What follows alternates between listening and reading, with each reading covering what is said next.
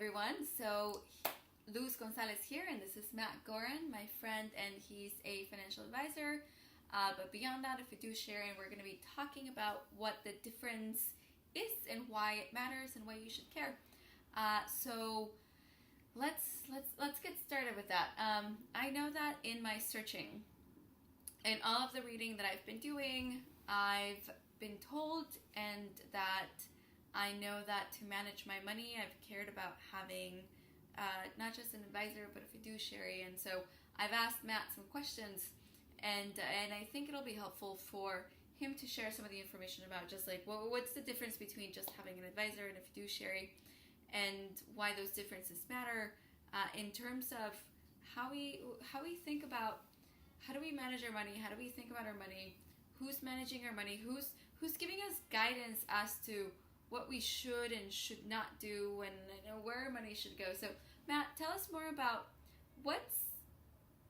who is an advisor, what is an advisor, and how is that different from a fiduciary? What's a fiduciary? Sure. So, a financial advisor is, broadly speaking, somebody who helps you manage your money, who helps you manage your financial life. Okay. And a fiduciary is generally speaking, somebody who has someone else's best interests at heart, that they are held to a standard where they have to look out for someone else. And all this is going to be your best interest at heart. Right. And not all financial advisors are fiduciaries. Someone with, for example, a certified financial planner designation is a fiduciary. Somebody who works for a brokerage firm and takes your stock orders is not necessarily a fiduciary. And a lot of times people think that by working with a broker, by that working with their 401k, that they're having people who have their best interest in mind, and they might have it in mind, but they're not acting upon it. Right, definitely. I think a lot of people believe that they're getting someone who's looking out for them, not actually the case. Okay, so that's the difference between an advisor and a fiduciary, and so that applies to brokers, to many of these, like the 401ks and many of these other plans.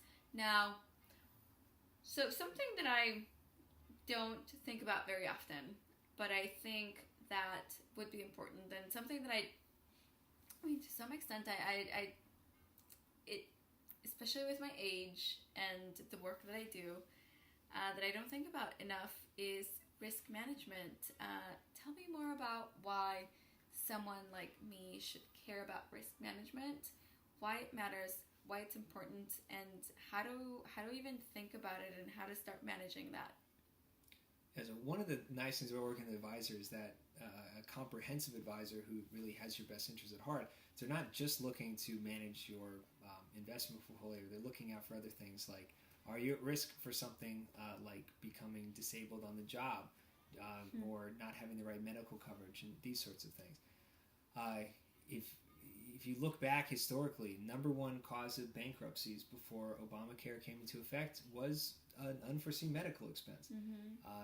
One of the number one reasons people can't retire on time is that they became disabled on the job and they lost their major source of income. Yeah. So not having the right risk management protection, and that's to say, premature death, unexpected disability, some medical catastrophe happening, those sorts of things can throw you totally off the rails. And if you're not protected, that's far worse than not getting as high of investment returns as you were hoping for. So suppose I started thinking about being protected in that sense. What would that mean in terms of a monthly payment, in terms of what would my investment be? So the cost of some of these protections is actually not generally very high. If you're thinking about life insurance, if you are in your early 30s, you want to get some policy to protect, say, your kids early on, that might cost you only a few $100s every year for hundreds of thousands of dollars in coverage. If you're thinking of disability insurance, that can cover, say, 60-70% of your income in case you get disabled. That might be in just, say, $1,000, $2,000 a year, something like that. So a lot of times these things aren't all that expensive. It's a matter of knowing that you need to get them in the first place. Okay, so me managing my money by myself and me managing my money with a fiduciary. How should I think about that? Like, should I be managing my money by myself, or should I be working with somebody like you to manage the money that I do have? Yeah, so what we see if you actually look at real human behavior is that people, generally speaking, are not very good at managing their money.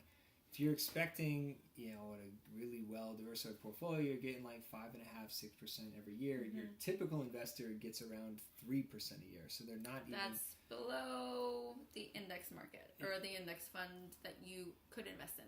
Right, so you're getting only about half of what you should be expecting. Not very good.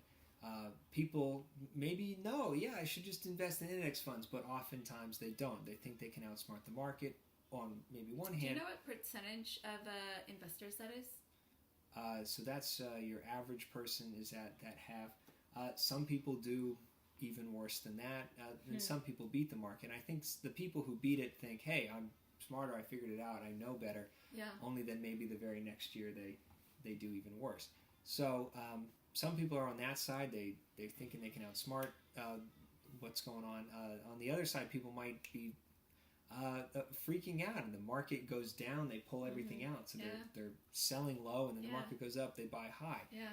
So for a number of different reasons, just having somebody there who's going to help you out, hold your hand a little bit, partner with you, and try to have you make better decisions can really increase your returns.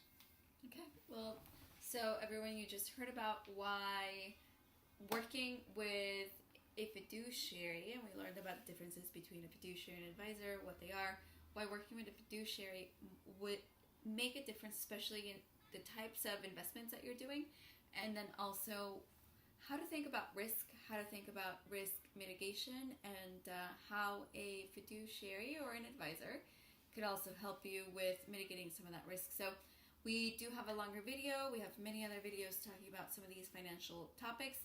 And if you want to reach out to me, you can comment to this video here below. You can reach me on Facebook. You can also reach me on lucygonzalez.com. And then for Matt? Yeah, check us out at arete-ws.com. That's www.arete-ws.com. You can reach me at matt@arete-ws.com. All right, well, thank you, everyone, and wishing that you watch all our videos, but also that you are just financially empowered and do what you need to do in terms of just getting your money in order and your finances in order and living the life that you deserve. All right, thank you all.